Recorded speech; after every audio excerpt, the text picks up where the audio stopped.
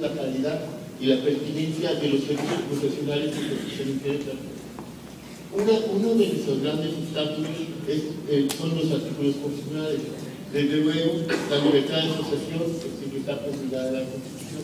Por eso, cuando revisamos y cuando leímos esta iniciativa de ley de la diputada Mazú, nos parece que va a permitir romper ese círculo vicioso que tenemos, porque a nosotros, al poner algún artículo en nuestra ley local, cualquier persona podría buscar la forma de crear un mecanismo legal para no acatarla, porque pues, estaba una ley superior dándole la libertad de asociación sin ninguna restricción.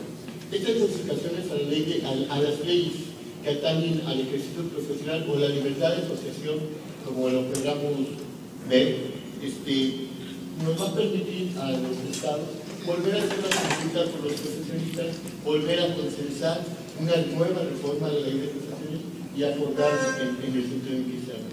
Me parece a mí que es importantísimo tener colegios con calidad. La calidad, ¿cómo la vamos a obtener? Tenemos, por ejemplo, el colegio de contadores. Tenemos 400 contadores agrupados en esa institución, pero tenemos más de 600 contadores que salen cada año. ¿Quién garantiza la calidad profesional de estos? El colegio médico. Tenemos una cantidad de colegiados importantes en el colegio médico, pero yo creo que es un 40% de los médicos que existen en el estado de Querétaro. ¿Quién nos garantiza la calidad de estos profesionales? Cuando nosotros tengamos una cierta obligación de colegiación, los colegios tendrán las facultades para poder poner los mecanismos necesarios para garantizar la calidad de los profesionistas.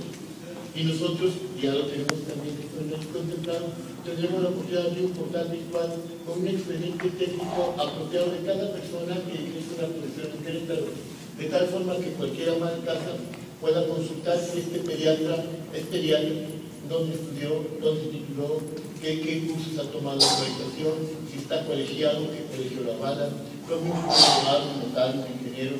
Son personas que deben de estar sujetos a disciplinas sociales. Y eso la única forma es transparentar por los medios modernos de comunicación.